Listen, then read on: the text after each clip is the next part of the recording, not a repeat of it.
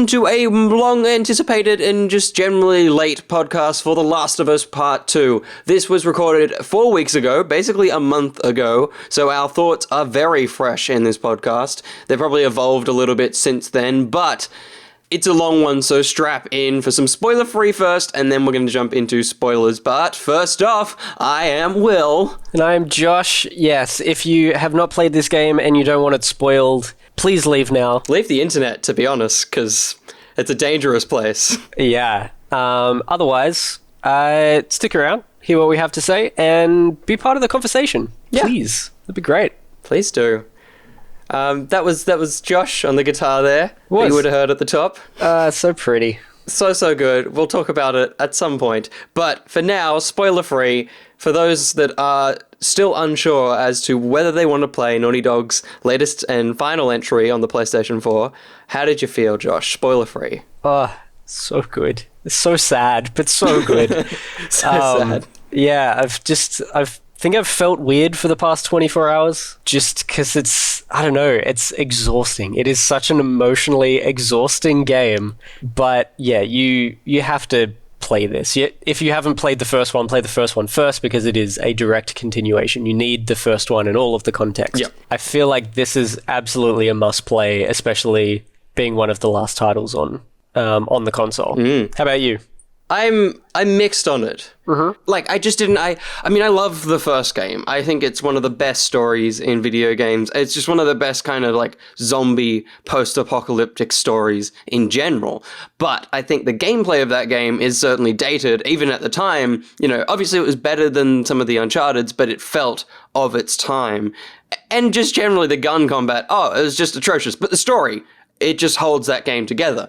Whereas here, I feel like, for me, the gameplay is what kept me going in this game. The story is still great. It's still a strong story. I don't disagree with any of the choices they've made. I think it might just be a little bit too long, a little bit too cramped. Okay. I think there's too much going on to the point where I never really felt much of an emotional weight beyond, like, the first maybe 2 hours of it. And I also just think the characters are just generally weaker than the first game. There's a lot of kind of filler characters that are there to fit a purpose and less so kind of, I don't know, it just felt a little thinner story-wise, but gameplay-wise, this is one of the best experiences on the PlayStation 4, for me. Far out.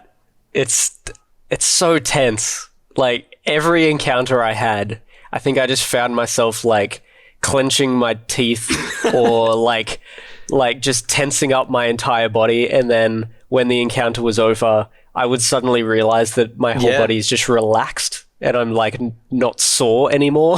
Like, it's so weird. I definitely have less nails than I did at the start of this game. Yeah, it's wild. It's very, crazy. very good. And I've been having, like, zombie dreams too, by the way. Really? Yeah. I had a weird one where I essentially, in, like, I don't know, without actually coding, it was almost like programming a trapping and sorting zombie thing. You're right. People apparently don't have these, but I have them all the time, where throughout the night I wake up and then I go back to sleep and the dream continues on. I have that too. Yeah. So, like, at first I was like, I'm going to make this thing for, like, trapping these zombies. So then I made this thing and I'm like, well, I want to sort them. So, like, I want to create these ways of going, this one is this certain weight and moves at this speed, so it must be a runner. Or this one is, like, this much heavier, so it must be such and such. And so I sorted them, and then I, like, after that created, like, a way of counting each of them, so I knew how many I'd trapped. Why? Of each. Like, it was the weirdest freaking dream, but it was just throughout all of last night. That was my dream process. Yeah, right. I don't know why. It's like PTSD, which we'll get to. We'll definitely get to PTSD. I haven't had dreams in a long time, but I think, post this game, the only dream I've had that I remember in, like, years is I was hosting, or I was playing, I can't remember. I was playing a show and Josh Brolin was the singer and I was the guitarist. That happened in the last couple of nights. I can't remember what night. Which interesting. It's very bizarre. But like as a tenuous link, Troy Baker has said he wants Troy Baker wants Troy Baker for Joel. Troy Baker wants Josh Brolin for Joel if in the show they're making. So maybe that's where it somehow seeped through. Cool. Interesting. Okay. Yeah. Yeah. A lot of guitar. A lot of Last of Us. Well, it's all merging Bit of together. Josh Brolin. It all makes sense. Yeah, but I feel like if you haven't played the game, now's the time to leave. We're going to dive headfirst straight into spoilers, and it's a section of spoiler territory that is the epitome of spoilers because we're going to be talking about story. So yes, please don't be here anymore if you haven't played this game. If you don't want spoilers. And if we spoil it for you, don't add us because that's your own fault because we've warned you. Yep. So you shouldn't be here. Shouldn't even hear this part. I think they're gone. Good. The thing I have to say about this game, and it's the only thing I've tweeted as well, is that you can't judge it until it's finished because everything you think about the game is minutes away from being twisted or turned on its head, which is something I did enjoy about the game. I did think that was handled well. That, you know, my opinions on different characters jumped around constantly, and that was really enjoyable. Yeah, that's a really good point. Like, the millisecond, like, this is jumping straight to the end of the game, but this is what this podcast is. Mm-hmm. The boss battle with Ellie and Abby when Ellie's attacking Abby, I despised, because the reason I hated it was because you have that quick flash of Joel, and I'm like, God, that's so boring and stereotypical of she remembers him, and that causes her to move on and stop fighting. But the last thing we see, minus like a quick her walking in the field, is that moment of her finally, this is what I mean by you can't judge it till it's officially over, is her seeing the night that she forgave Joel, and that's him on the porch. That's the moment she sees, and that's the moment she decides she'll forgive Abby, is because she remembers that moment, which we only get to experience at the end of the game. So I couldn't even have an opinion on something until I finished the game, is what I'm saying. And I say this because so many people have said, at the moment of Joel's death, they went, I don't want to play this game anymore. I don't trust them. I don't want to play this anymore. And it's like the game has barely begun at that point. Yeah, and it really is, as I said to you, it really is a game that does not end. No. It just keeps going. Every time you think you're nearly done, you're really not. You're not even close. No. Should we just jump back to, I don't know, the start of the story? Sure, I barely remember it, but yes. We start off as Joel and Tommy on their watch, and they're basically returning from their watch, returning back to Jackson, where there is a brand new kind of, well, maybe not brand new, but there is an entire compound of people, friends and family and stuff like that, and all these other groups. And here, there was some stuff in this that I just loved, just in this area alone. It's like you wander around and it feels so lived in when you're in there. I think there's a part where you swap over from Joel to Ellie, and as you're walking through, there is a father teaching his daughter to walk. Oh, wow. And you can just stand and watch that happening. This is like a little toddler daughter, so it's like a little girl with her hands up in the air holding her dad's hands, kind of walking, and the dad's like hunched over. Yep. Over the top of her, like helping her walk. And that's just happening. There's so many little touches to this. Yeah. That are like, how did they even think of doing that? What made them go, let's do that?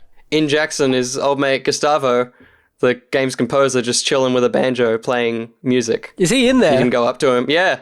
He's sitting out the front of one of the cabins. Oh, that's so cool. I didn't notice that. Just playing a banjo. It was really cool. That's so good. And then we get, we find out there's been a bit of a fight, which I guess we've seen parts of, or at least we've seen the event that is referred to, which is the kiss at the dance, which is in all the trailers, has been it was the second thing we ever saw. Yeah, it's been known about for years, but we don't actually see that scene until the end of the movie. It's a movie. It is a movie. It basically is a movie. That was startling to me when I kind of thought maybe we won't see it. Maybe that was just a teaser thing. Yeah. But it's so funny how perfectly placed that is in the story. Like, there was no other point that I needed that until then. Yeah, it's really good because I guess if you were following, you would know exactly what they're referring to, but you also don't need it. No, not at all. There was enough context given, and there was enough tension between characters about that night that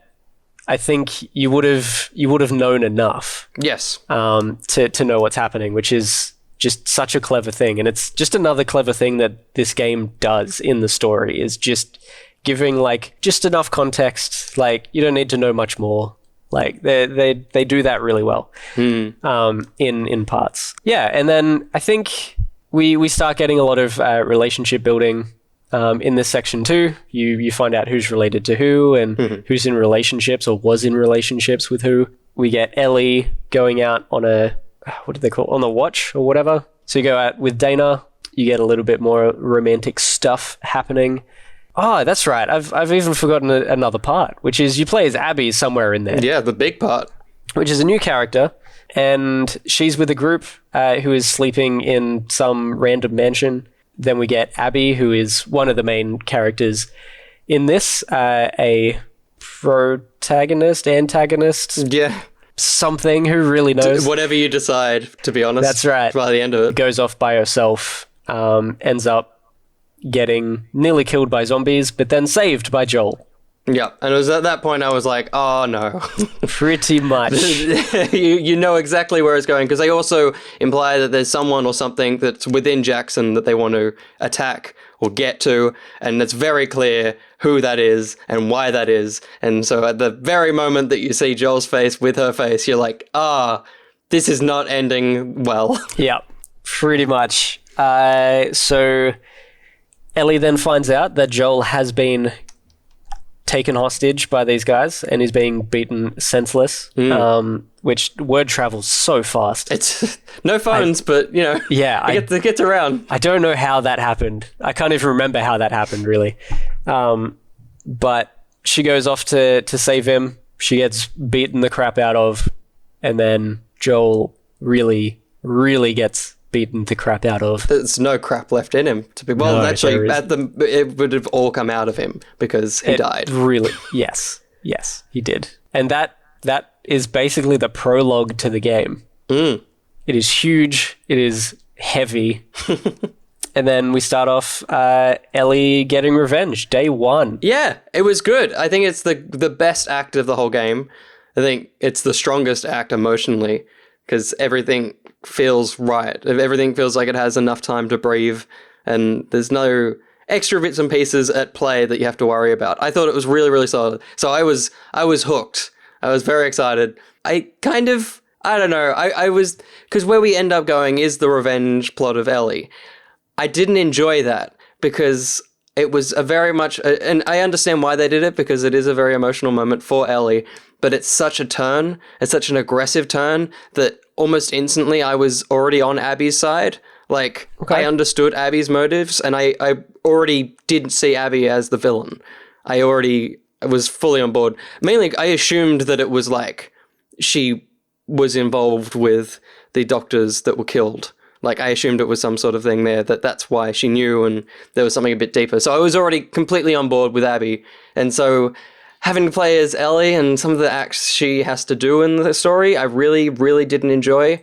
But I will just say the one thing that I think it was Druckmann or Troy Baker that said it, was that this isn't our story. This is their story, and we don't have control over it. It's like watching a movie. The story's already played out for us. We're just experiencing it.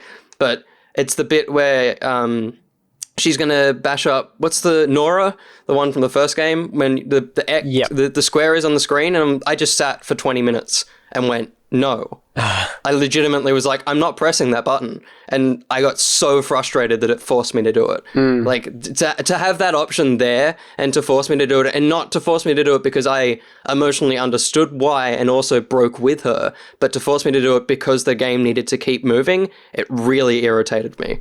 Yeah. That was my point where I'm like, let's just get to the Abby section, please. Yeah, that's fair. So you were aware that there was an Abby section? I assumed there was. Okay. I just kind of assumed that we were going to get her side of the story because we'd already played her. I guess I felt a little bit the same, but I think, like, Ellie has always just been a very angry react, don't think character. Absolutely. So I was like, oh, this is just Ellie. Like, it just sort of made sense. Yeah. Like, super violent and awful, but overall, yeah, it just kind of made sense what she was doing because of her character. She's kind of very grudgy, and she's an angry little girl, I guess you can call her. But I will say that, like, day one was awesome. Like, just the open world in Boston is just so cool. Very, like, Lost Legacy-esque. I will say a lot of the other sections were possibly too big and too messy, that I did get lost in quite a lot of them. Okay. But that Seattle City section, the way things just gradually revealed, were really, really solid. I kind of wish there was more of that kind of openness to it. That was the only, like, real, you have time to just wander around and experience things in this city. That was the only point that we really had that in the game. And I've actually have a save file on my PlayStation of just, like, in the middle of that section. You can just go into chapters. Yeah, right. I guess I didn't know at the time. Yep. Just being able to kind of jump back in and wander around with no enemies. Yep. Go explore. Such a cool section. And I wish there was more like that, where things just slowed down and gave you a bit more time. But yeah, I kind of also understand that was only the intro. It was probably just a lot of, like, get used to the controls and the overall vibe of the game before it just was non-stop for the next 25 hours or so. So we get a bunch of different twists in this section, in Ellie's section overall. We find out Dana, who they end up dating, they're sort of basically in a relationship. Yeah. Dana is pregnant from her previous relationship, and so that throws a bit of a spanner in the works. She's sick throughout some of this journey, so there's kind of hints to it. And she gives some pretty good, like, excuses for that as well. Yeah. Because, like, she just happens to throw up near dead bodies and stuff. Dead bodies or dead moose or whatever. And it's like, yeah, that kind of makes sense. And then when she's like, I'm pregnant, I'm like, because when she did it near the moose, I was like, surely you've seen worse than this.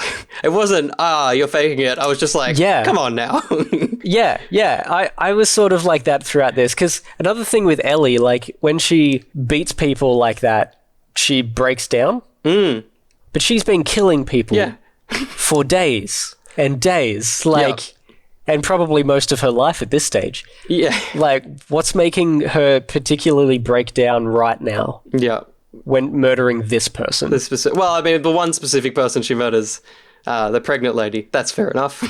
That's fair enough, yes. Yeah. But, yeah, you find out she's pregnant, that Dana. So then Dana's kind of out of the picture for a lot of the rest of the exploration. And as Ellie goes out by herself, taking on, like, enemy after enemy after enemy, that section was so long after you leave Dana, and there's just, like, non-stop sections of human enemies, not zombified or infected. Yep. Until we come across what was kind of teased in the trailers to have been Joel. And when that happened, I'm like, I don't know how they're going to pull this off.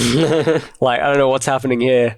But it was a good old bait and switch. Yeah. And we get Jesse, who is the ex-boyfriend of Dana. It's the daddy. Ellie's current girlfriend. I actually went back and watched the trailer that they do that in, and it's...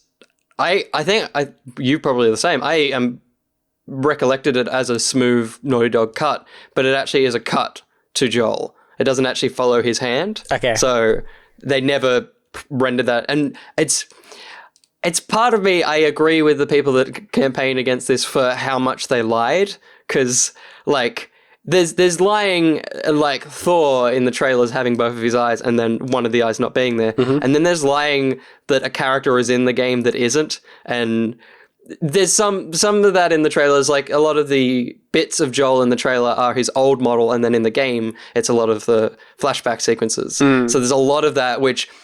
I get people's anger for. I mean, I like it because I didn't get spoiled, but if you were riding hard on the fact Joel was in this game, I can understand that being annoying. Like, it would be very frustrating if you went in with the expectation. Yeah, that's fair. I had nothing spoiled either, so I was pretty fresh going into this. I did watch one of the latest, I think the last trailer they released with a bunch of gameplay and stuff. Mm-hmm. The main bulk of what they did show, which I did remember, was...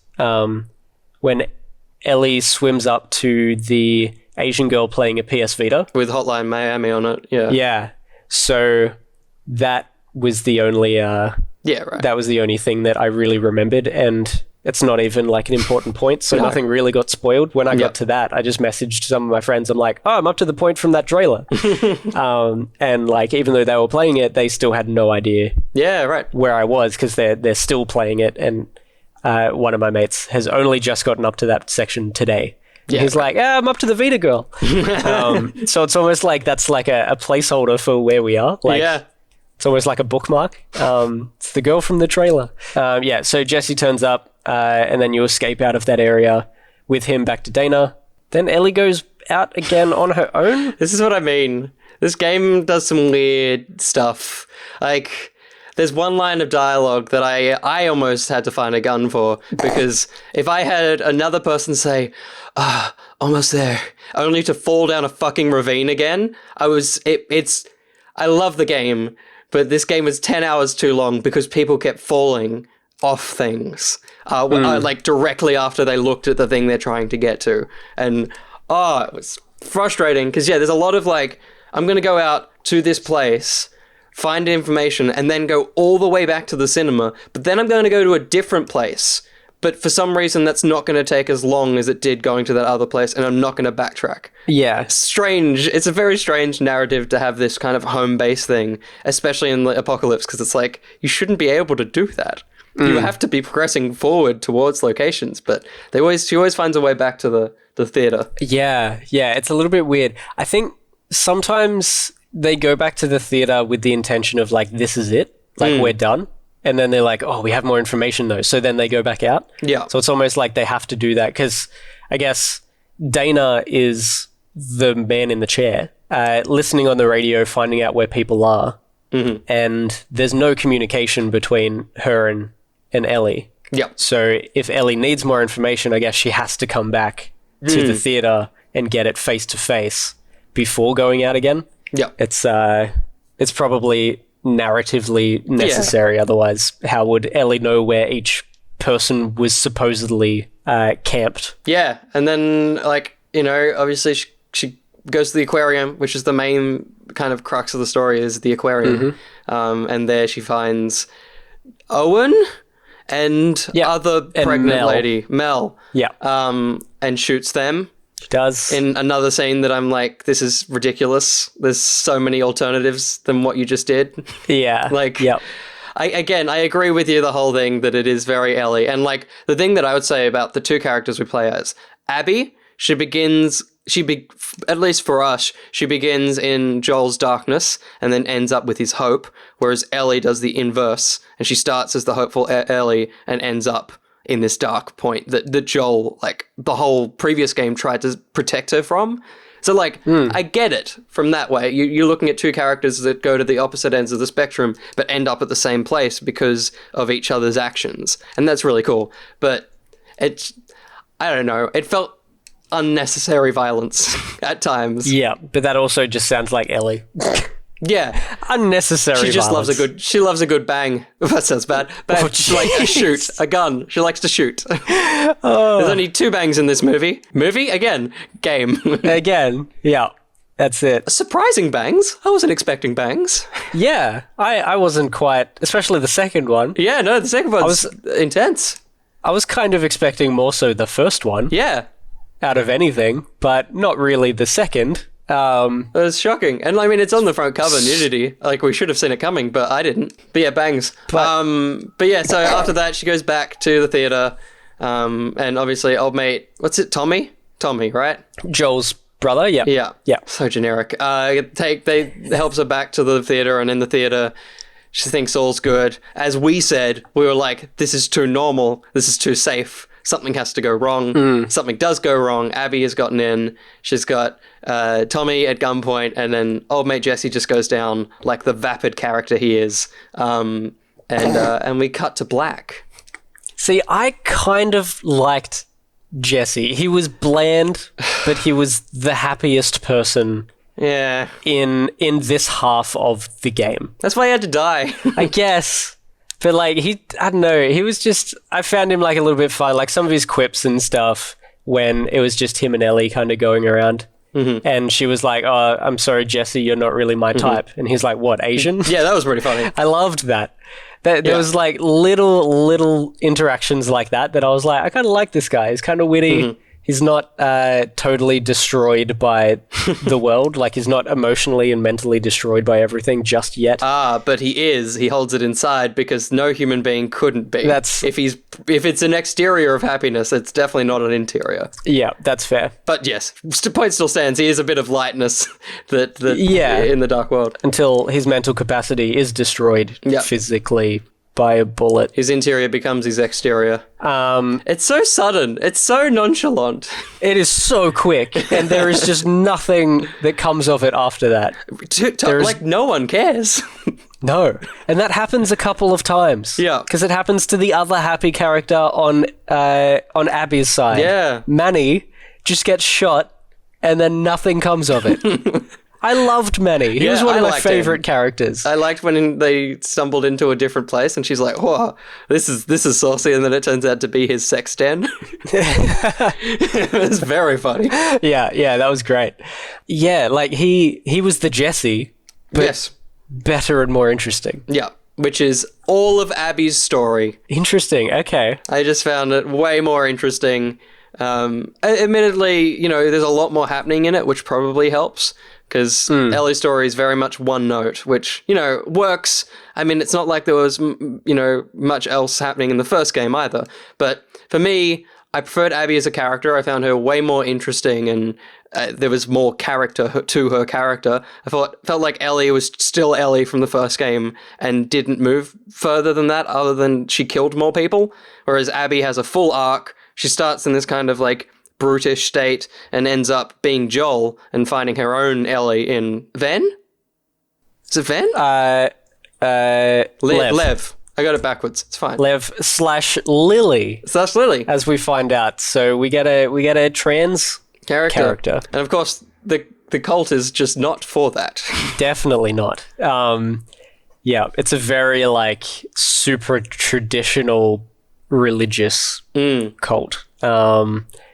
Yeah, so yeah, that's no good. No. And even the mum doesn't like it and almost killed him. Killed the kid. Until she accidentally killed herself. Yeah. Anyway, we're jumping around. We're jumping all the way. But yeah, for me, I really enjoyed this story because it eventually, obviously it doesn't open the same way, it eventually becomes a really nice mirror to the first game with her finding Lev and everything that comes of it and taking him, it doesn't end up happening, but taking him home and to his tribe, that all goes wrong. And obviously the other character, I didn't really like her, his sister. I really didn't like her. Yana, yeah. Obviously because we knew where it ended up, but it just felt like they were not necessary. They were literal dead weight in the end. Lev and Yana? Just Lev was great. Yana just felt empty again. Right. She felt like the Jessie to the narrative where it was like, we need a person with emotional connections so that we can kill them later. Okay. Yeah, I really didn't like her. She didn't do too much, but also we don't spend all that much time with her. Not at all. So it also didn't feel all that bad that she did die. Like, I wasn't like, oh my gosh, why did they kill her? Except for the fact that we get introduced to the antagonist for a side character to shoot said antagonist. He shoots that character dies, and then the other character dies, and then that's over. And it's a very bad scene, because the villain of Abby's narrative that we've been building up to gets taken down nonchalantly by another character. And it's just very disappointing. Things happen very quick and that shouldn't. Randomly, and everything just moves on. Yeah. This game does race, but I guess that's also potentially just a sign of the game, like of the world. Yeah. Because the world, like, people are just dying all the time, and you just have to move on because for your own survival, you can't just stick around and mourn this. So you just do have to push on. I just dramatics wise, it's a lot of wasted time building up things to just... It'd be fine if it was once, but it's everything in the game is built up to then be kind of just thrown away. Yeah, okay. Which is really disappointing. Which I totally agree with it. Like, as a character, she does not have time to be like, ha, I got the baddie. The baddie's dead now. But as an audience, we need to go, that's the person that's been the antagonist for this 12-hour arc, and they're just taken down in an instant, and we don't have time to care. And this, the scars is so cool, but it feels like that should have been the point of the game, because that entire section of the village burning and the wolves and the scars fighting is so beautiful to see. But it doesn't work for me because, I don't know, I'm never invested in the scars or the wolves. We spend time with our protagonists for the most part. And I don't know, it would have been... And then they add like a slave cult at the end of the game. It's just, this game just doesn't know what it wants to do. Yeah, that's true, yeah, because they just keep introducing new groups. It's cool for the world, because obviously this world would have different factions and stuff, but it just feels like too much, yet too little at the same time. Yeah, I guess, like we said towards the start, like this really is a game that just doesn't end. It just keeps introducing new things. When you think it's about to end, there's a whole new story with a whole new group and a whole new antagonist. Like, stuff is just so consistently happening. Yeah. That's another reason why it's so, like, mentally and emotionally exhausting. Yeah. It's like, oh my gosh, I've written down all of the main characters, and that's why sometimes when you're like, Owen and I'm like, this one. Mel. Because I've got them written here. Yeah, they keep introducing people, antagonists, antagonistic groups. Was the girl that we killed when we were being hung, was that the Prophet Lady? That wasn't the Prophet Lady. No. We never got a resolution to that either, I don't think. Yeah, I was expecting that. Yes. I was expecting her at some point, and we would like... I thought she looked like Abby. The whole game I was like, is Abby their leader and she doesn't know?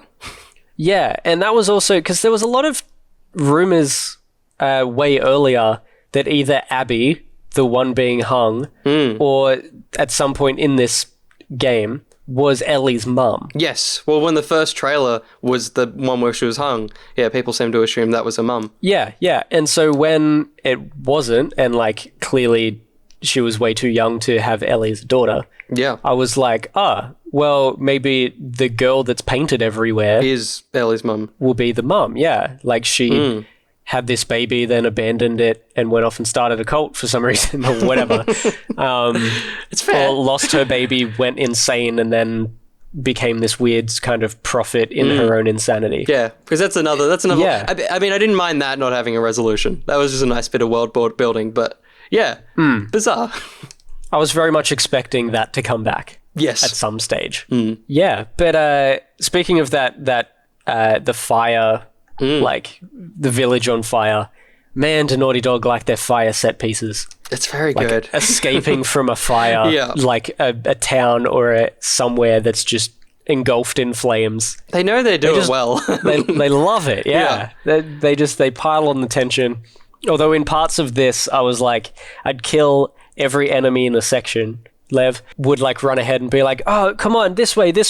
And I'd be like, 1 sec, and I just run around and just collect like as much as I could. Yeah, just gotta resource collect like everything, while everything is on fire and there is like this huge war waging and stuff. It kind of pulls you out a little bit. See, I didn't kill many people in that section. Most of the time I ran through it. Okay. Once the fire started, I didn't do any murders. Sure, right. Okay. Yeah. No, I would generally, I think maybe 70% of the time, I would probably kill everyone in an area just so that I could go around and explore. Yeah. Which I guess kind of pulls you out a little bit. Like, it slows down the gameplay a lot. But there's a lot to look at. There is. There's just so many collectibles and stuff. I'm like, they've got me. As soon as there's collectibles, that's my jam. I'm gonna go get everything I can. But yeah, it definitely kind of pulls you out of that illusion. And especially when you kill everyone in an area and then you go like through a doorway and the character bursts through the doorway and like jams something through the handles of the door, and I'm like, but everyone's dead. There's no one there. Yeah. What are you doing worried here? about? Yeah. We were in there exploring for 3 hours. Like we're good. I mean, speaking of this, I mean, have you got any more story things that you want to discuss? Where am I at? Just overall with the ending, I think I enjoyed the non-happy kind of open ending. Like, I think a lot of people don't like that. And I like that. I do. Yeah, I've told a few people, I've told my housemate, and a friend who will never ever play this game because they're not into gaming, but they're intrigued by the story. I've told them about it, and they like, that sounds very annoying, like frustratingly inconclusive. And I'm like, I think you have to experience the entire game to get it, like to actually understand why that's not an annoying ending. It still felt well closed enough for me. Well, in a way, because the two games are about, obviously the first game is two people coming together, they don't want to be together and then eventually do, and then this game is about her having to let go of Joel. And so the game does have an ending. Like, as annoying as it is that, you know, we don't get her back with her partner or the baby and all the rest of it, I think I believe it has an ending because she's finally had the ability to let go of Joel. Because throughout the game, she's trying to play his song and she never can quite get there. And then in the end, she emotionally and physically can no longer play it and realizes it's time for him and the guitar to be laid to rest. And then she just moves on. Yeah. I think it's as final as this world could ever give someone to be, apart from being shot in the head. Yeah. There's no other ending but sadness for this world. Yeah, definitely. I don't think there'll ever be a happy ending to any of these games. If they continue making them, I don't think we will be happy in these games ever. No. Unless they like go double backlash from this game. Because like my like third game that could happen if they go for like Rise of Skywalker, where they're like, let's do everything that people didn't like in the last movie, let's fix that, is making a game with Ellie, Abby, and Lev, and it's them trying to get what's her name, Ellie, all the way to a hospital where someone can do the cure, and she's like, I have to sacrifice myself, and they're like, no, you can't do that, and then she dies, but then everyone gets cured, and that's the end. Like, that's the only way it could be happy, and it would be shit. See? It can't be happy. Yeah. I can't imagine them actually doing the cure ending. No. Ever. Like, I feel like at some stage, they're gonna kill Ellie. Yeah, and then we're done. And all hope will be lost for the whole planet, unless they find someone else. They find the little cult of little kids up in a treehouse. Yeah, something like that. Or like they'll find out that Lev is imagine immune as well or something because he hasn't been bitten yet. Yeah. The only other thing, there are theories online about the ending. So the theories are that Ellie returned back to the farm way, way later after... So in between that last fight and Ellie returning to the farm where nothing's there, she's already been back. She's gotten Dina and JJ and left and then gone back again. Right. There are theories of that because I added my own one here, but she returns with no backpack or weapons. Yep. There was a couple that I added actually. She wasn't walking around going, Dana? Like she wasn't confused. Yeah. She just walked in and there was no extra dialogue or like confusion or worry or hurt that nothing was there. And when she started playing guitar, like that was the other thing, this section, because she lost her fingers in that final fight. The beautiful thing was that some of the notes that she's trying to hold down with her stubs don't ring out, and they're dead notes as you call them in when you play guitar. That was awesome. That was so, like, you said it already. She physically can't play it anymore because those dead notes don't ring out. To the people that are saying she could just play it left-handed, there's an issue because the only way she's been taught to play a guitar is fingerpicking, so she's fucked. Yes. She clearly doesn't know how to strum a guitar, so she can't. Pretty much. But yeah, when she is playing, she is kind of using the stubs, which... If that was directly after the fight, which I know there would still be a week, that would be way too sore. So there would be some sort of healing that has happened on those fingers for her to be able to sort of try to use them. Yep. Otherwise she'd be screaming in pain. So there's sort of interesting theories that maybe her and Dana are together, maybe they went back to Jackson or started somewhere else. And that sort of thing. Maybe that return to the farm wasn't directly after that final fight, which is an interesting theory. I don't know how much that will pay off or whether we'll ever see that pay off, but Yeah, interesting little idea. Another thing that leaves it a little bit open. Yeah, that's nice. I mean, it makes me question when they moved out. Obviously, they wouldn't have a moving truck. Is like, are we going to move your room out? Because this feels like a lot of stuff that we're leaving here. I get that you want to move on, but like, this is just... It's just a lot of things here, and if you ever want this stuff back, I am not coming back here. So either move it out now, or forever hold your peace, because fuck me, that's a lot of stuff that you're leaving in our house. Because that's the one thing that I would put a weird pin in, that is that, she just left that there, and she's somewhat surprised by the guitar. Yeah, okay. It almost feels like she's trying to find the guitar in that sequence. Okay. That's the only element that I would put a pin in, but at the same time, it is one of those kind of endings in a lot of film and stuff as well, where apply your own thing to it, because it is as open as it needs to be. The major thing, I guess, is like she doesn't have her backpack or weapons, which she has at all times to survive. Yeah.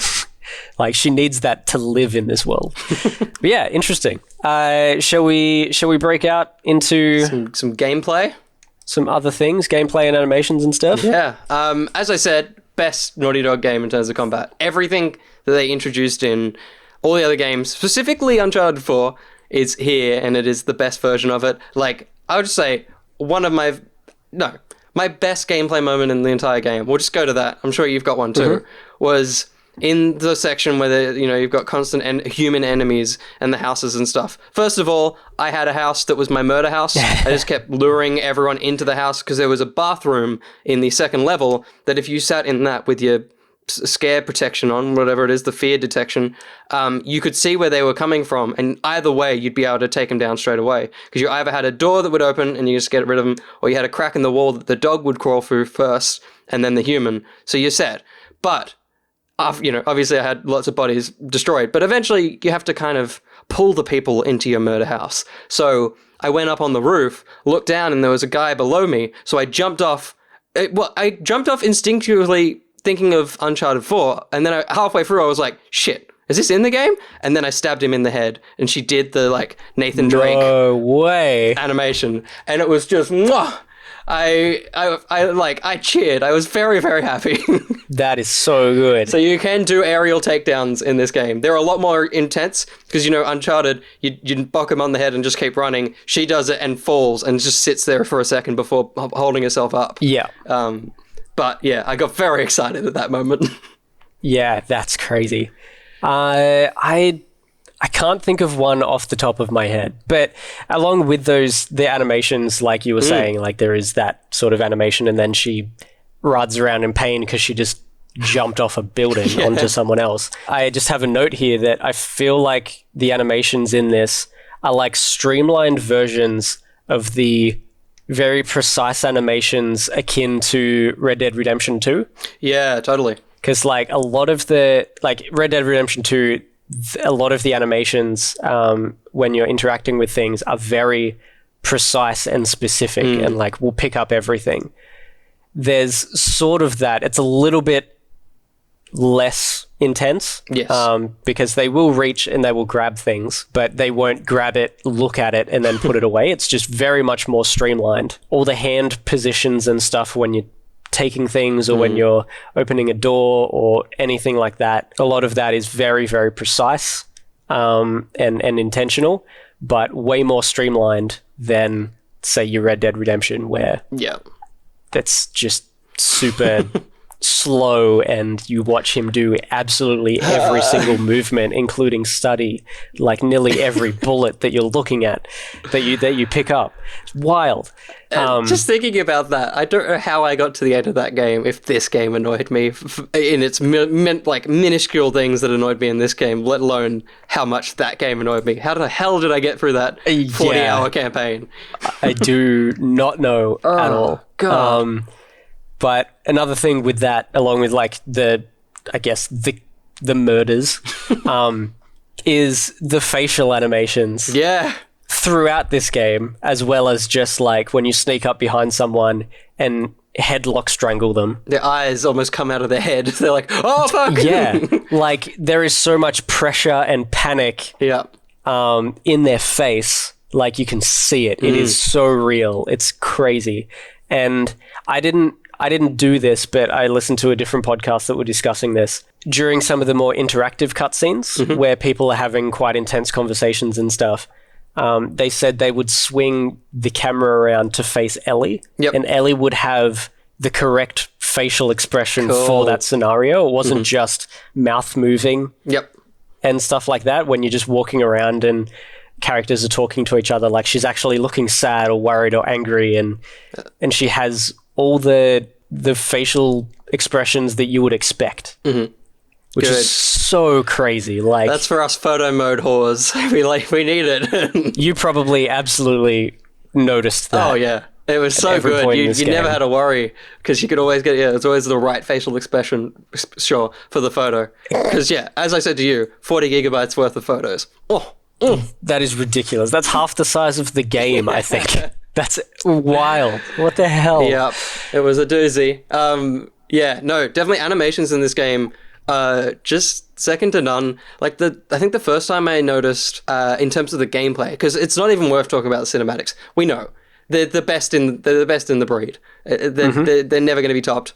We know they're good. But in game, it was when I was Abby in the snow and taking down a guy, and I did a screenshot, and I think I looked away and looked back, and it looked like a human being. Like, the anguish in her face, the anguish in the guy's face, the way all the placement of the arms were. It's phenomenal what they're able to do. But then to team that up with, because there was the big thing in the E3 trailer where Ellie ran past a bottle, picked it up and threw it. And they were like, you'll be able to do that in the game. And everyone was like, no, you won't. But you can?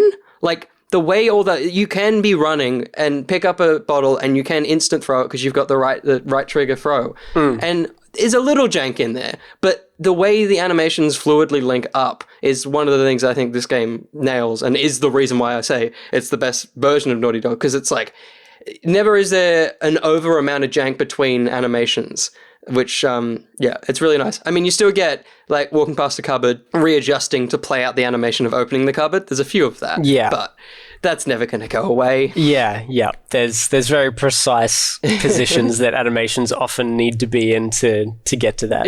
Yeah, along with that fluidity, one thing, and the trailer that you were talking about, one thing that always excited me about this game was in that trailer and in the game, there are sections where like, you can just squeeze through something. Usually, you cannot do that in a game. Like, there is always a collider between things. Even if it looks like you could squeeze through, they will not let you. But in this one, it's just a tap of the A, so it's a little bit like playing a mini cutscene. Yeah. But you do squeeze between, like, cracks in the wall or between shelves and stuff like that. Yeah. And that just adds that little bit more character to this game and like preciseness and fluidity. Yeah. Because, like, you can squeeze underneath things, you can squeeze between things. That just hasn't been in a game. It's so good. It's almost like as kind of revolutionary and exciting as Uncharted 4 Nathan Drake reaching up and you can move his hand to get, like, the perfect handheld spot to then move. It's like they know exactly what tiny precise things will make their game just that little bit more polished and incredible, especially right at the end of the generation. It's great, and it's immersive. You're well immersed in the game until you backtrack as Abby into spots that Ellie went through, and I'm like, those twisty motherfucking arms aren't getting through that gap that tiny little girl went through.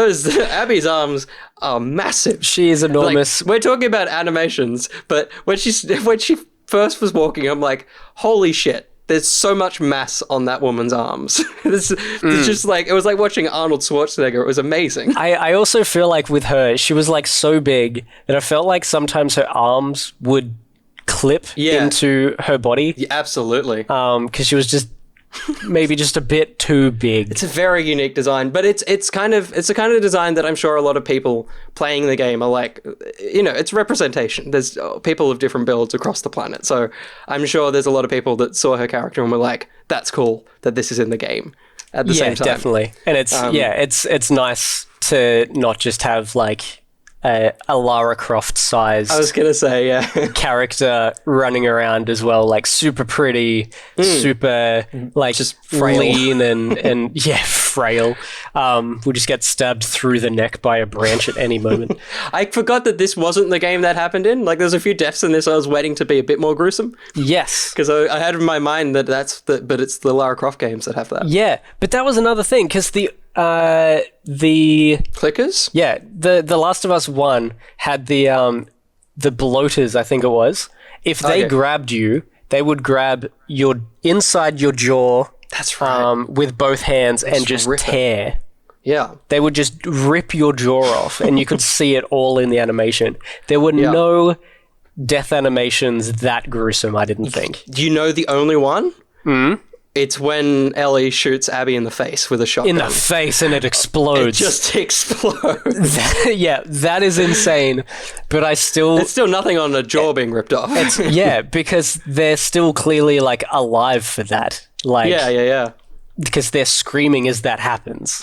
Like, your jaw gets ripped off, you're probably still kind of alive. Staying with this, because I've looked up, obviously, all those 10 details you missed in The Last of Us 2. Yeah, okay. And, like, one of the things is where you shoot someone with a gun is so reactive to the point where once they're dead, if you shotgun someone in the face, their face will be ripped apart, or the leg, or whatever. And, you know, there's, like, the hunting rifle for Abby? Mm-hmm. So if you use that on parts of a human, that will rip that part off them. And assumedly for the shotgun as well. So yeah, there was footage of people like shotgunning someone in the leg, and the leg just flies off. And so that person's down now. So you don't have to kill them any further.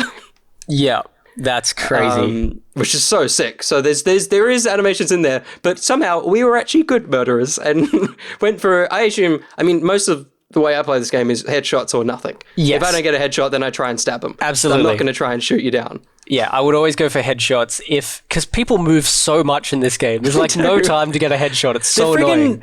Their movement patterns are so irritating. There's like some people that you'll be following, and you're like, oh, I've got you. And then they just turn around. You're like, why? You weren't at a wall. Yeah. What were you surprised by? Yeah. It's so annoying.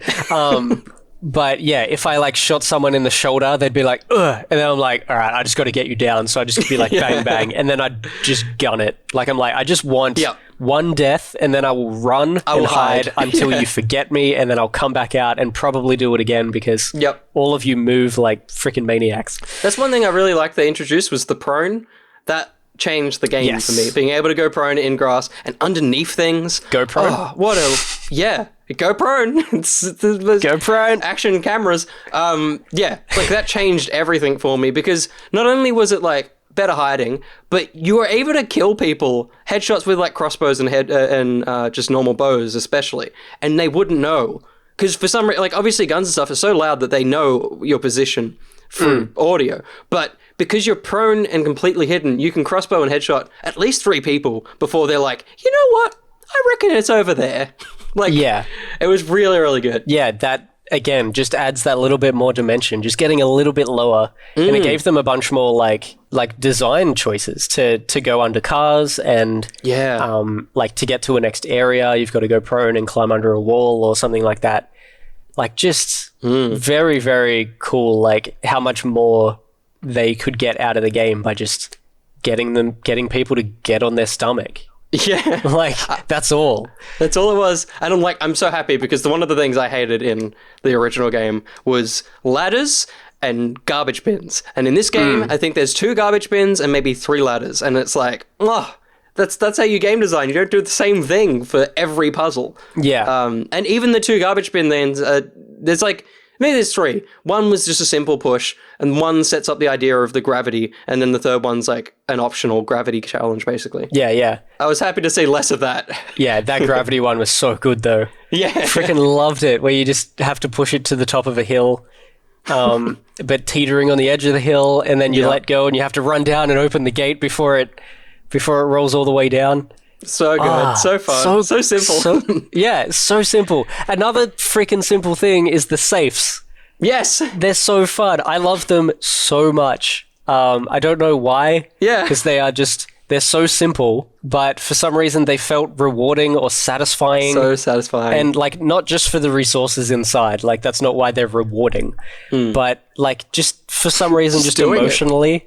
Yeah.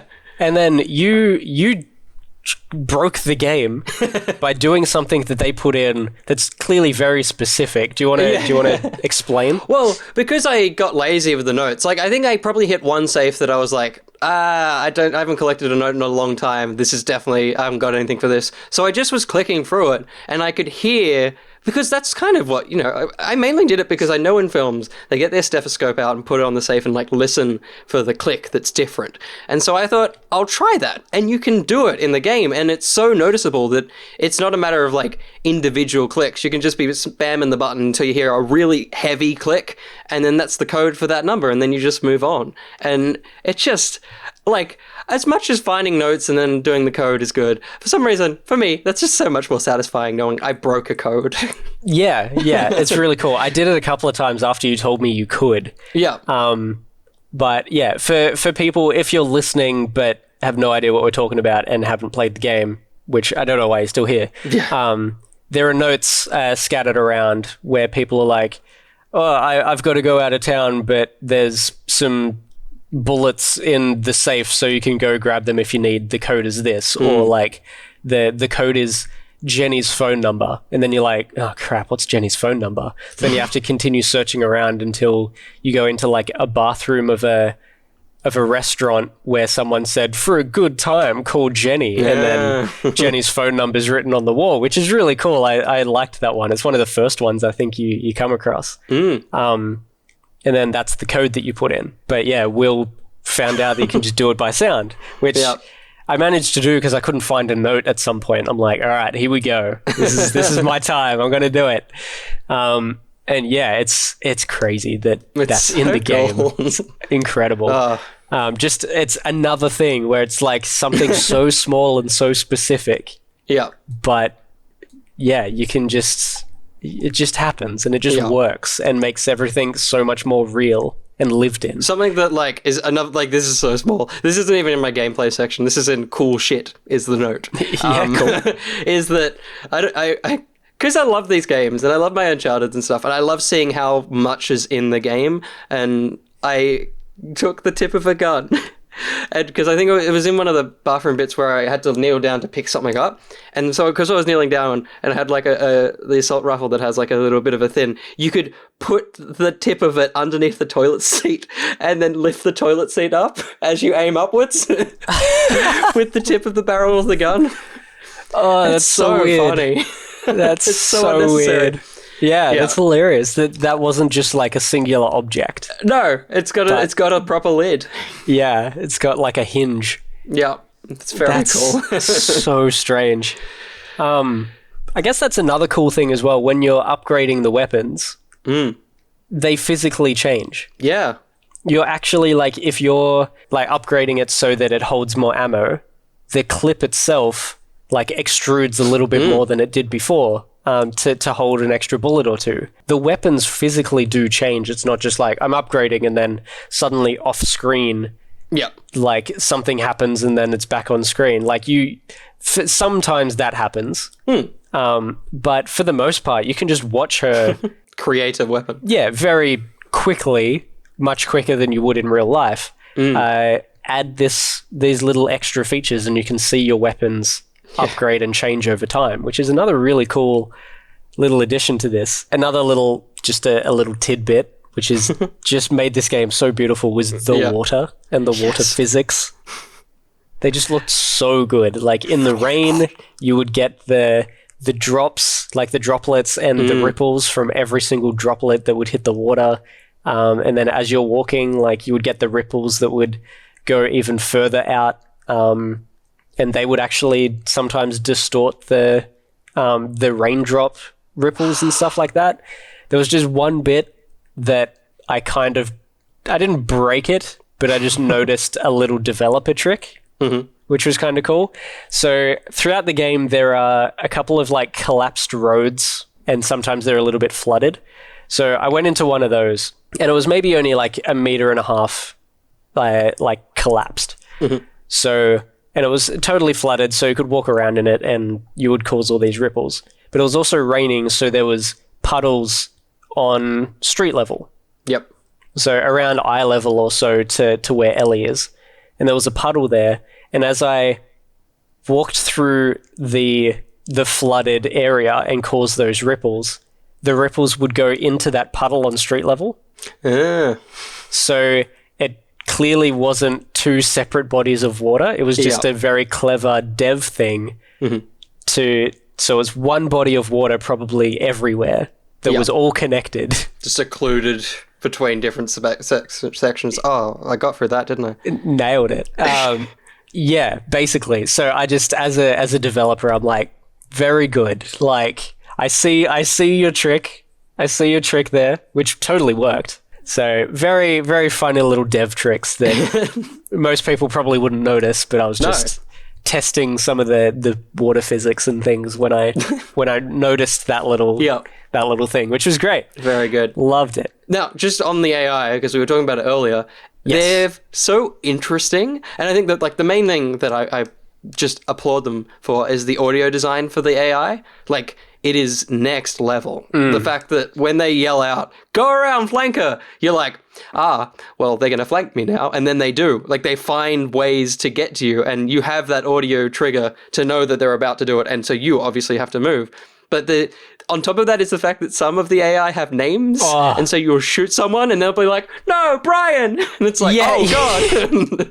Yeah, absolutely. Like, it makes everything so much more real. Again, you're like, just adding that. Like, why does everyone have a name? Don't do this. Like, don't name your cannon fodder. Yeah. Like, please. I do think they must have a cloning facility somewhere, because Brian, there's a lot of Brians around with different names, but they have the same face. Yes. Yeah. The characters. Yeah, the characters look. They sometimes look the same, but just that sort names. of little. The naming is just so like... Because I don't know why I did this, but I was flamethrowing this guy that was already dead that was a wolf, so it was later on in the scars section, and then someone screamed, "Leave him alone, she's dead, Abby!" Whoa. Because I was just flaming this guy's skull. Oh my gosh, that's so intense. Yeah, so there's little bits of that. Oh man. I was kind of wondering like whether sometimes those little things would happen, because I think I was so precious with ammo and resources and stuff. I'm like, I want to shoot this thing to test it and stuff like that. Yeah, like shoot this person in the head just to see what happens, because you do it in other games and nothing generally happens. But this game was just so intricate that I'm like, surely they've got something extra, and maybe there's a dialogue choice or something. And it didn't happen often, like just very occasionally you would kind of run off the beaten path, not following someone in particular. Often Yana, you wouldn't follow her, and she'd be like, "Abby, what are you doing?" And you'd be like, "Oh, I'm just getting some resources," because you'd just be running off and you're grabbing stuff. Only that happened occasionally. Yeah, there's a few with Dana as well, where she's like, "What are you doing?" But she was more, it was interesting because it's a good point to bring up, because she was more like, "What are you doing? Like, tell me what you're doing." Whereas the other one's like, "You're getting lost, or what's fucking happening here?" Like, Dana wanted to be involved, which was really cool. Yeah. She's very much like there was a relationship there. Much more than just like, we have to do this thing together. Yeah. It was very much like, these are friends or lovers that just like want to be in each other's lives and want to know everything that the other one's doing, because they're in love and they're interested in what the other person is thinking and doing. I will say the one that hurt the most was, I remember killing a dog, and I did my best not to kill. I tried not to kill very many dogs because I didn't want to. And because I found out after the fact, unfortunately, but if you kill the owner, like their master, the dog will mourn over that person and then won't look for you. So you should just do that if anyone wants to know. I think I did both. I think often I would kill the owner first because the dog would not move for a while, and then I can take out the dog. I think after watching the dog maul Ellie a couple of times, you're like, well, look. I'm like, I'm like, yeah, look, these dogs are bastards. Like, I'll happily take them out. Yeah. But yeah, I did find that as well. Kill the owner first. Yeah. And then the dog is just like, what do I do? My owner isn't holding my leash anymore. Like, I'm just going to stay here. Out. Yeah. And then, that gives you time to take out the dog. Yeah. Or not, but there was one particular dog I took down that someone screamed, "No, bear!" And then the dog that you play with at the camp as Abby is Bear. Really? And because she's like, "Hey, Bear," and then gives the ball and stuff. And when it happened, I was like, "No, why'd you do that?" Holy crap, that's awful. That probably happened to me, but I just didn't pick up on it. Yeah, it's very sad. Man, that's intense. But actually, just speaking on avoiding enemies and stuff, the thing that we haven't talked about at all is the zombies, and this game gets rid of them hard. Like, there's sections of them, and then they're just not there for hours. We'll definitely talk about them, but the section where you're kind of weaving in between shops, I think it's before the murder house, but there's like a red door that you got to get to, and when you get to that door, you got to hammer down triangle to open it, and it's all out in the open. And I think I tried to do it once. I tried to kill everyone, and it failed. And then I noticed the door, so then what I did was I stealthed all the way through the entire section, not killing a single person, and went up to the door, pressed triangle. I love this game. Press triangle to open the door, and then a bullet rattles off the door and she gets scared, and then you've got to start to press it even faster to get through. So you can avoid the whole section, and the game knows that to the point where it's going to get cinematic, and someone goes, "There she is," and fires a bullet just above your head, and then you've got to try and hit the button faster. Yeah, there were a couple of points where I got to do that as well. There was one with the infected as well that I managed to stealth all the way through. I think it was in the building when you're heading down the massive building as Abby. Oh, no, it's a building before the hospital. That's right. Yeah. The one where you're still getting to the hospital. So you're still with... the one you fall off with a massive crane from. Yeah. Yeah. And there's a room with a couple of those... the gassy guys. I can't remember what those ones were called. Yeah, they had the new name. Yeah, the ones that were kind of bloaters, but not. Yeah, there was some like runners and clickers all in that area, and I tried to do it once, and it was like, nah, I died. But just before I died, I saw where the exit was. So then that time, I just stealthed all the way through and just managed to just go straight through, and nothing even tried to come at me. Yeah, right. It was great because it was a crack. It was a door that was kind of a little bit open. I think it was an elevator whose doors were like cracked open. So I squeezed through and then pushed the doors shut. Probably as the doors were shutting, they were like hearing the doors shut and turned around and running at it. Yeah. But yeah, that was another one where like you can just run, skip sections of enemies. Yeah. The main one that I was very happy with was in like, I guess it's basically the prologue, but when you're Ellie in the mansion before you get to the slave cult, and you're going through the mansion to get back outside, and there's like three of the bloater kind of guys and some clickers and runners and stuff, and I think I died once and went, I can't be fucked. This game is so close to being finished, so I just ran through the house. I'm like, nah, not dealing with your shit. Okay. I just ran pretty much all the way to the dome, like to at least till the section where the humans started showing up. Just ran past all of them because I mean, probably like Ellie in the game. I'm like, I'm so over you guys. Yeah. You're not who I'm here for. I want to get to this friggin' dome so I can deal with Abby. And so yeah, I that section of clickers and stuff, I just ran past them because I was so over them. Yeah. Is that the one where you go out to the backyard and climb under the wall? Yes. Yeah. So I went out to the backyard and was looking for a way out, and I'm like, I don't know if there is one. I'm just going to have to kill everything. So then I did that. I died a bunch of times. Yeah. And then when I eventually got to the end, like when I killed them all and explored a bunch, I then found it and I was like, damn it. Damn it. Like, I didn't even have to do that. They used so much ammo. Yeah. So frustrating. Yeah, but by that stage of the game as well, like I was just getting so tired of nearly all of the enemy encounters, especially the zombies.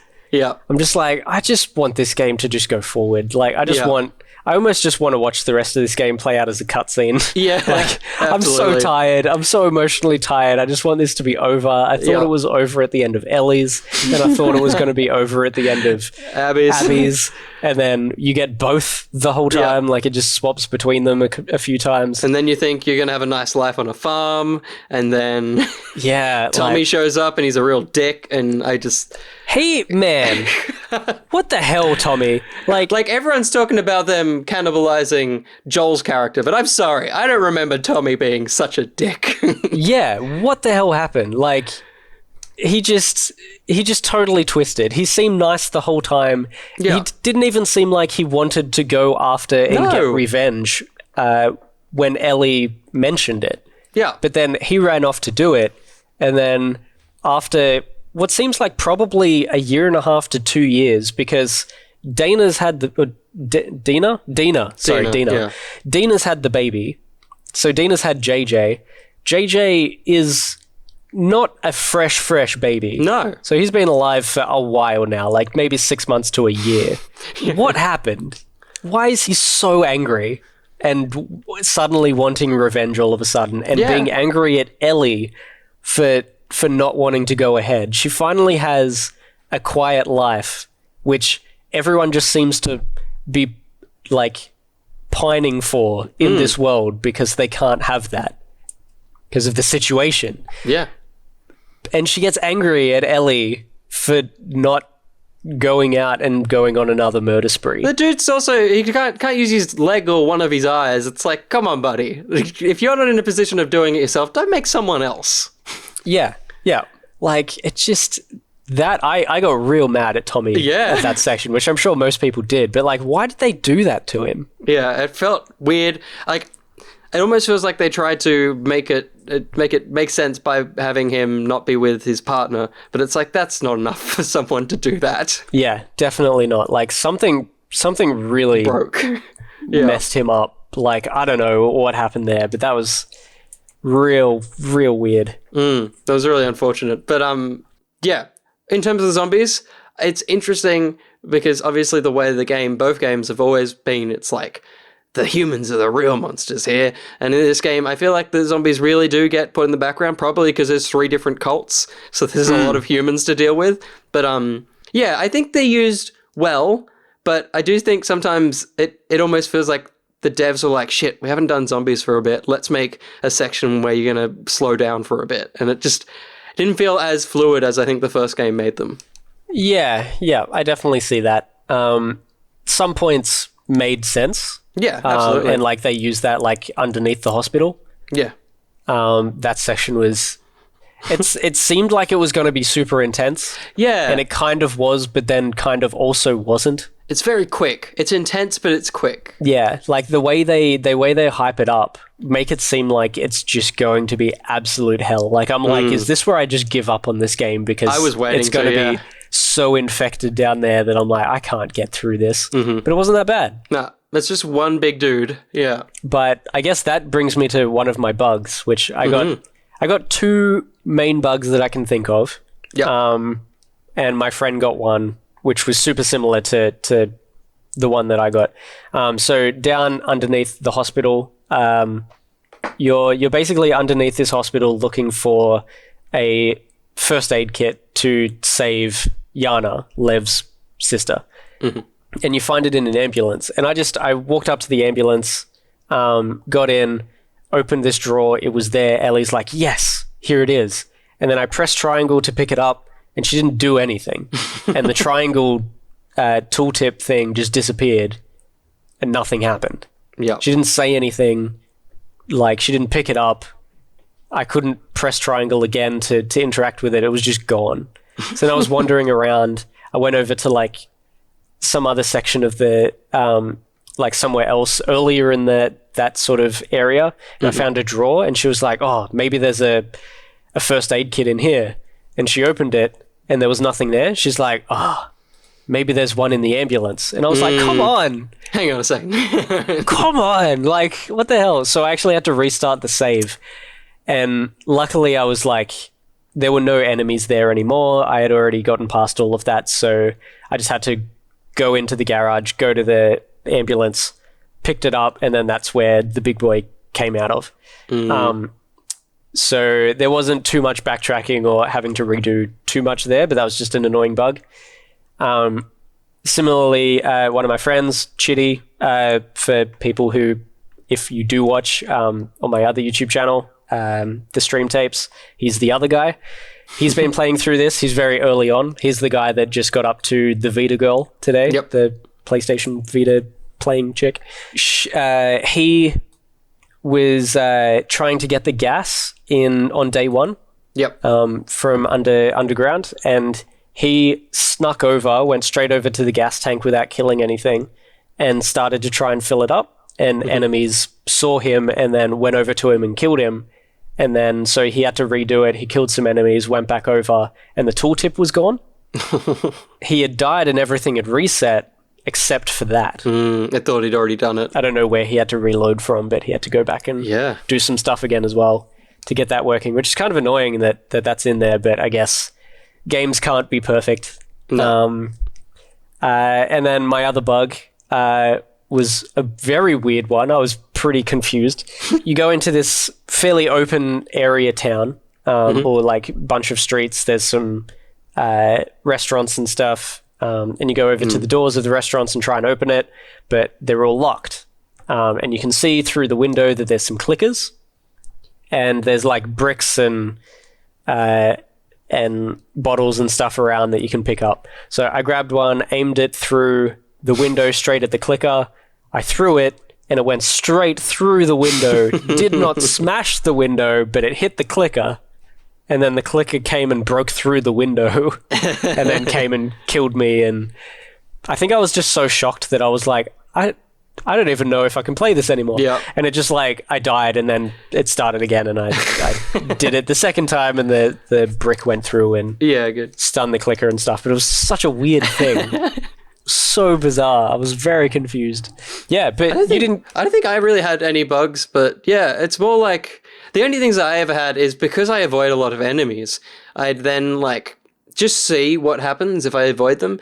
Most of the time you obviously move past the area, so you don't actually see where you've just been. But the only time that I think I had it, and I believe it was as Abby, it's when she's going up to the aquarium and you're on a boat that's near it, and I think you go onto the boat, then into some doors and up. And I was on the boat, and I think there was like two of the big boys, two of the bloater-like things, and I'm like, nah, I'm not dealing with that. So I just stealthed through to them and got up. And then when I looked down, no bloaters, none of the zombies that I didn't kill. They're all gone, which was a bit disappointing. Because interesting. Yeah, because it was such a big open area, I could see that boat. Like literally it was just below me, and all the zombies that I didn't kill were gone. Right. Which was unfortunate. Yeah. It's fine. Naughty Dog have always been the kings of getting rid of things that don't matter. Look at Crash Bandicoot. That game, if you look to your left, it doesn't exist, so... Yes. Yeah, pretty much. Yeah. They know what to get rid of. Yeah. That it's probably like just a technical thing that they had to do to load in a bunch of other things. Yeah. So that's pretty good to have a run through this with no bugs. I guess I only got like 2, which isn't too bad, but for games in 2020 in general to have so few bugs. Yeah. Because most games release half finished. Yes. Yeah. Like, seriously, good luck to, like, Cyberpunk and Ghost of Tsushima and stuff, and Avengers. Oh, dear. I'm so nervous about that game. Big idea with that one. Yeah. For not having bugs, like, good luck to them. I mean, here's the thing. If they do have bugs, at least we know they pay their employers. Yes. Employees. Yes. Yeah. But yeah, it's wild. But I guess there's a couple of other things that I want to talk about with this. I got my cool shit paragraph, so yeah, let's do it. Yeah, cool. So mine was just Easter eggs. Yeah, that's basically the cool shit. Yeah, nice. Although some of them are mechanics. I've got like 1 or 2 mechanics that I might drop in before we go deep into Easter eggs. Sure. Yeah, go for it. The main thing being with clickers, if you've stealthed someone and got them in a headlock and a clicker sees you, whether human or zombie, the clickers will eat the human first. So it gives you an opportunity to get away. Okay. So if you have, which is really sick, just having, because I only found that out when I had a human in a headlock and I don't know, maybe I made a noise and a clicker found out and I'm like, I don't know what to do here, and then the clicker just ripped the human from me and I'm like, that works. Just ran away. That's crazy. Yeah, because I don't think I ever held an enemy for very long. I try to get him away from the other ones. That's the reason why I've ever got them in a headlock for a while. I always pull them most far away. I think I was too nervous to find out what would happen if I just grabbed them and waited too long. Yep. So as soon as I would grab them, I'm like, just kill him. And I would always get seen. Nearly all the time, because those animations are quite long. So it gives other people, the AI just on their path, enough time to walk around the corner, see you stabbing Jerry, and then suddenly they're after you, so then you have to run away again. Yeah, it wasn't until later that I started to experiment with that a little bit, and it was basically in the last 2 hours of the game that I started doing that. So stupid. Oh man, I mean, we'll go into our cool shit because we are coming up to 2 hours. For you guys, hopefully it'll only just be over an hour. But yes. The fact that I just love it so much when I'm prone and I shoot a guy in the foot and then he falls down and I can shoot him in the head. It's that kind of level of will this work that makes me so happy with the combat side of this game, because almost anything you wonder, will it work? It probably will. It's just, it is the perfect finality to the 3 games on the PS4. It is everything that they've tried to do on this console. This is the perfect version of that, mechanics wise. And yeah, I'm definitely going to be playing some encounters just to enjoy the combat again. Nice. As soon as I finished the game, I uninstalled it and then went to bed. Although, actually, I was going to play another playthrough of Uncharted 4 just to cleanse myself. That was what I was going to do, so I might do that. Nice. Yeah, just to get a little bit of joy into your life. The same world, but, just happy. Yes. Speaking of same world, though. Oh, man. One of those Easter eggs, the one that you kind of hinted at to me. In Seattle Day 1 of Ellie's playthrough, you can wander around and explore all these different areas. If you explore all of them, you get an achievement.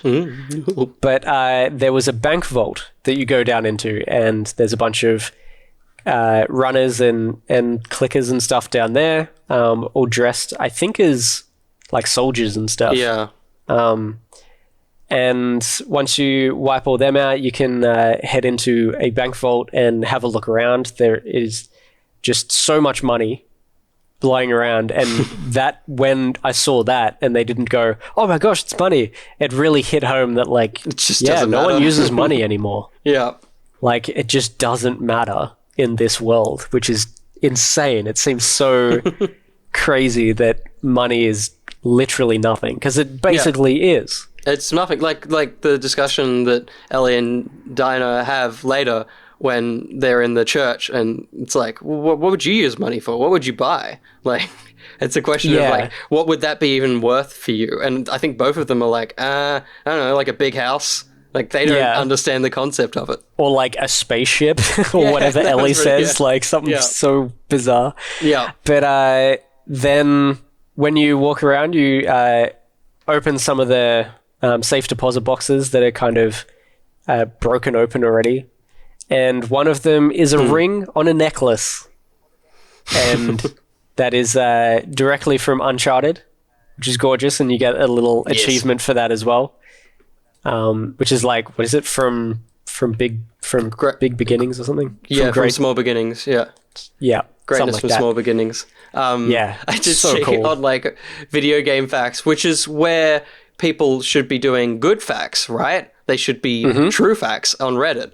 And the person wrote, in the bank vault, you can find Nathan Drake's Nathan Drake's ring from Uncharted 4. Uncharted 4 is the only game that the ring isn't in.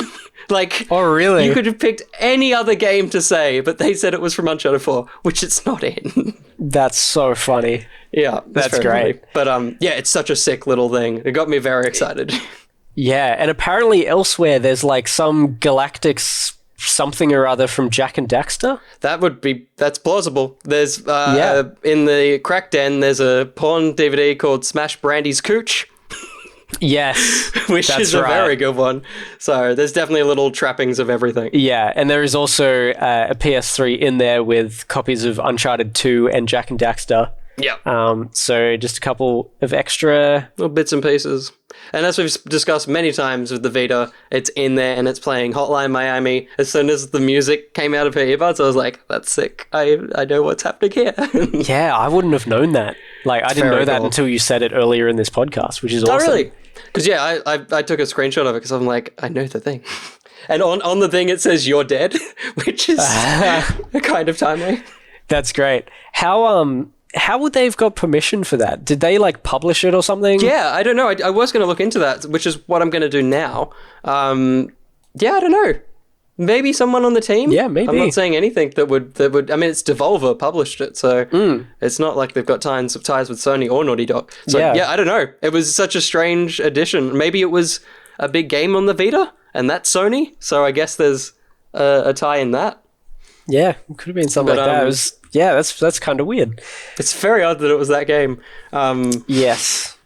Yeah, but yeah, that was cool. And a thing I saw today was that certain things so if you aim your gun at certain objects in the game, the reticule will go completely, because that's kind of like what happens when you're targeted as a friend and stuff. And when it hovers over the PlayStation 3, it goes away, and then like anything religious, it will also fade away. But I like that the PlayStation 3 and the Vita are considered sacred objects. Yes. And cannot be aimed at. Yeah, that was kind of cool too. I did that with other people. I can't remember if I did it to the PlayStation and the Vita. Yeah. I definitely zoomed in on them, so I guess I did. Technically, yeah. But yeah, that's such a cool little addition. Speaking of zooming in, apparently when you zoom in, like without a weapon or whatever, and obviously the vision gets a bit tighter, if you go into photo mode, Ellie's squinting. Oh. So when the vision zooms in, she squints. That's so beautiful. And another thing, I guess, with that sort of like little thing and zooming in just reminded me of something I brought up to you when I was playing. Abby has vertigo. Yes. And is afraid of heights. And there are sections where if you go right up to the edge of like a broken floor or something, and there's quite a big drop, the camera actually does this like vertigo effect.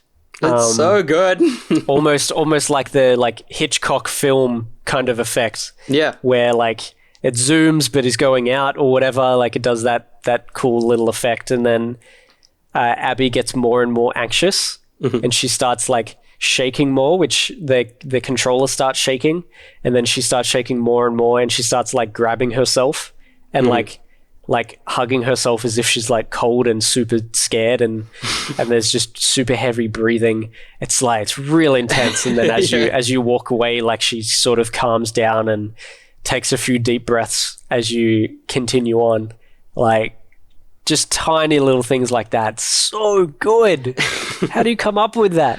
It's so good. There's just so many little details in this game. Like, I'm so excited for in a year's time when I get suggested of the 3-hour-long video of little details you missed in The Last of Us Part 2. It's going to be so good. I love those videos so much. Like, one of the first things you see in the game blew my mind, and it's this little alarm clock next to Ellie's bed on a bedside table, and its time moves in real time. But the thing that made it even crazier was that it synced up with my minutes of my real time. The hour was off only by 1 hour. And so it was mind-blowing sitting there with my phone, watching it go from 48 to 49, and my phone would go from 48 to 49.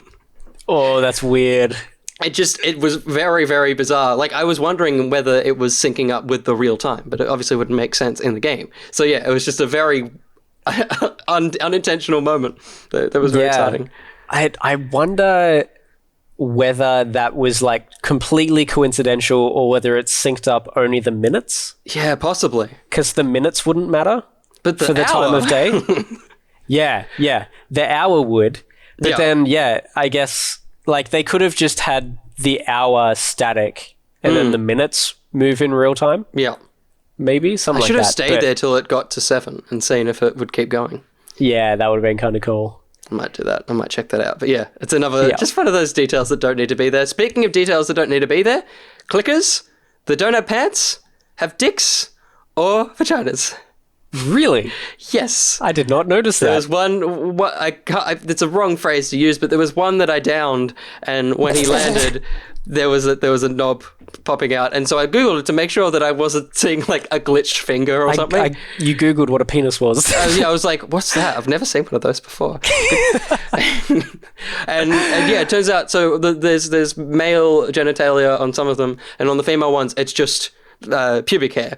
There's nothing, you can't actually see any of that. But yeah, so there are male and female clickers denoted by genitalia, and it's very, very funny. That is interesting. Yeah, you can kind of tell which ones are male and female, because the female ones generally have a bit more of a figure. Yes. But knobs. Yeah, that's so funny. Wow. So unnecessary. Interesting. I just saw it flop, and I'm like, it was like Ellie looked at it and she was shocked as well. She was like, what just happened? Just jump into photo mode for that as she's like just utterly disgusted. Do you have anything else? Because I have one more area that we haven't covered yet. Please, go. Which I haven't even written notes on. I just thought of it as we were going. The music and the guitar. Yes.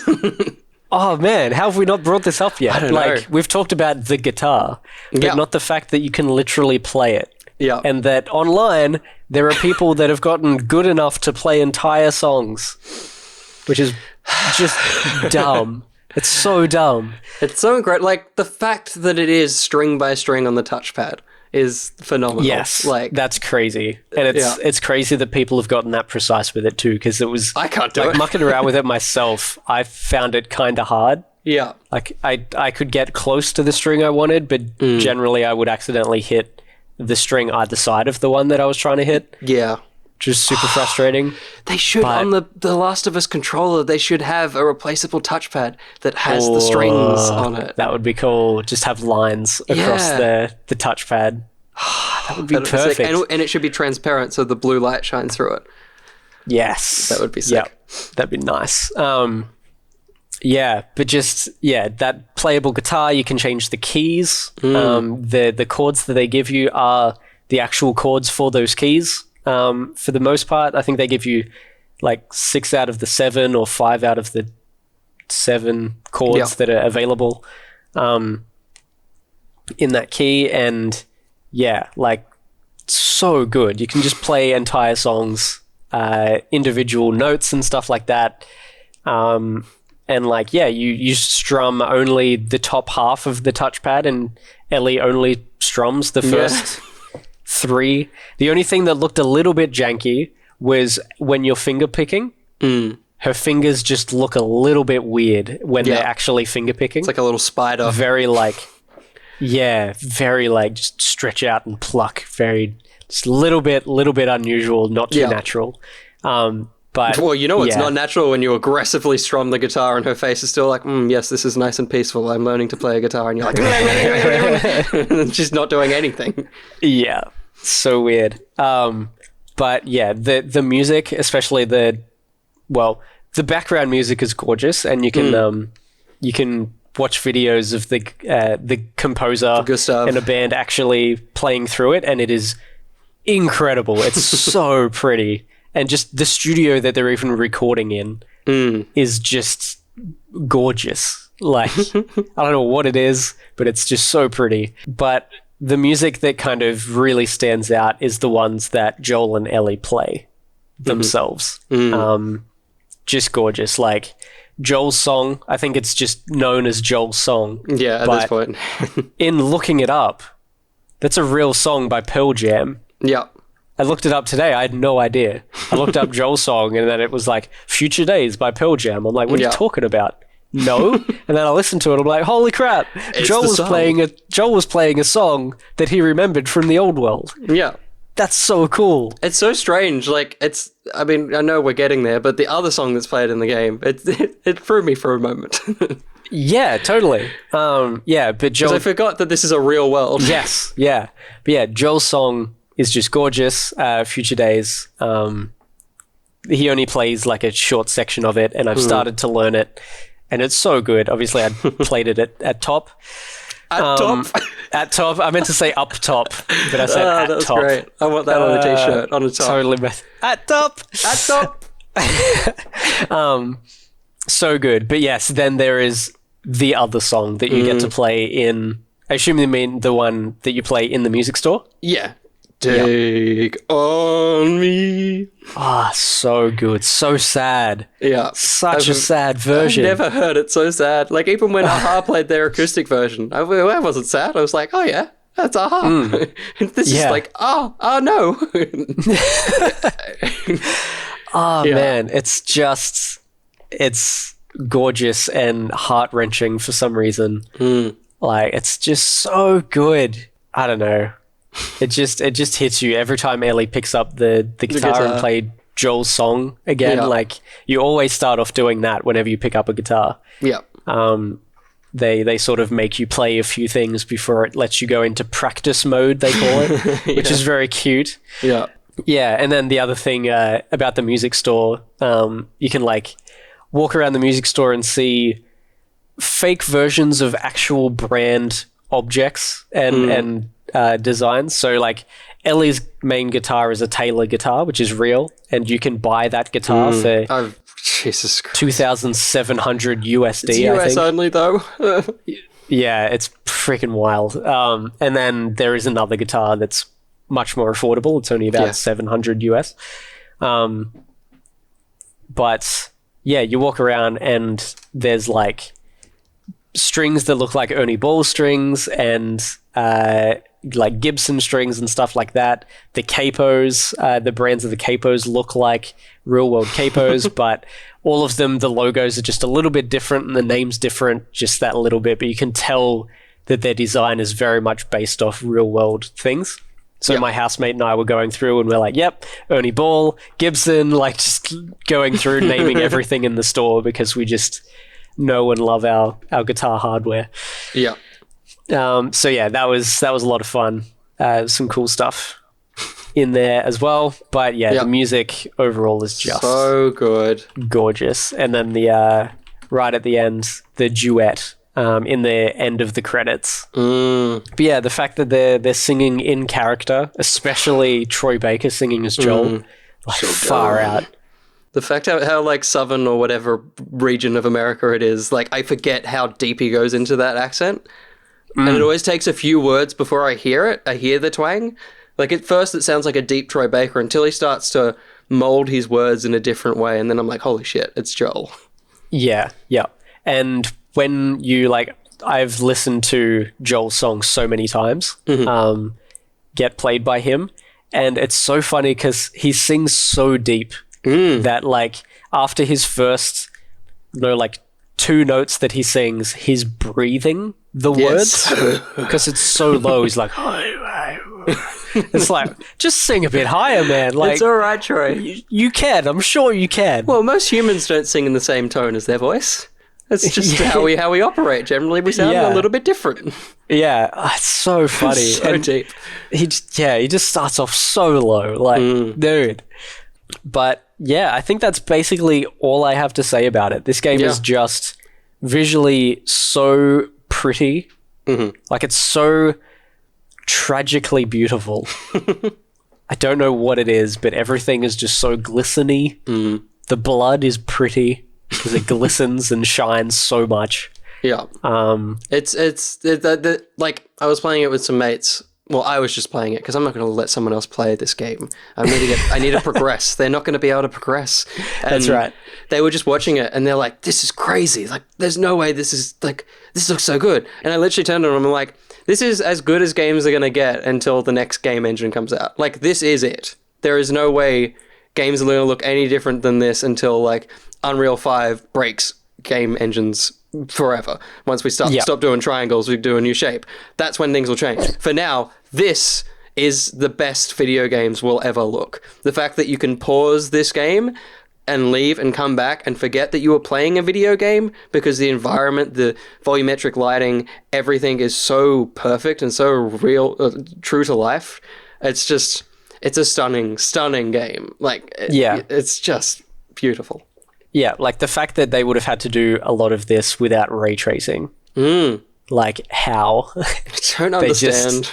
It's absolutely insane that they managed to do it without the latest technology. So whatever the next Naughty Dog game is, unless it's I'm sure if they do a Jak and Daxter, I'm sure that'll look amazing. Yeah, but the next realistic looking game they make, it's going to be insane. It's going to break our brains. It's I can't even come up with another word. No. Going to be wild, and it's going to be like 5 years or something. Yeah. Because they just don't release games very often. Maybe they'll just do a movie adaptation of the Tom Holland movie, the Uncharted film that'll never come. Oh, that'd be cool. They could do that. They could use his voice. Wouldn't mind that. Yeah. Use his likeness. Pretty cool. We'll see. We'll see what happens. But yes, no, that's our thoughts on The Last of Us. It's a journey, and as I said at the start, it's a journey that you can't judge until it's over. So please, if somehow you're at the end of this podcast, considering the game or considering jumping back in after you got pissy when Joel died, please continue playing the game because it's a journey worth taking. Absolutely. And it's also one that I think you have to play to experience. Because there's a lot of YouTubers, PewDiePie and Jacksepticeye, playing, like doing live streams and stuff of it at the moment. And I just don't think you would get the same experience out of it. Not at all. Well, even the same for the first game. I think it was always the same with that. Because I didn't play it when it came out, and I didn't care for it from what I'd heard of it. And like, obviously, even playing it with prior knowledge, it's not the same. But it is a different experience playing any Naughty Dog game, really, to watching it. Yes. You become one with the characters. You always do. Yeah, you absolutely do. Because especially Naughty Dog games, they are interactive movies. So they're movies where, although they're very linear and you can't make many decisions, you're still in control. And so you become the character. Yeah. And that's another reason why it's so exhausting, because they put those characters through so much. There's very few games that when it goes to black, I go, pause, fuck, where's the pause button? I need to just, before this game starts again, I need to do something. Yeah, absolutely. Yeah. And the end of this game as well, there's so many just cut to blacks. Yeah, you're like, oh, good. They just cut scene, cut to black, cut scene, cut to black. It's like, oh my gosh, stop. You just...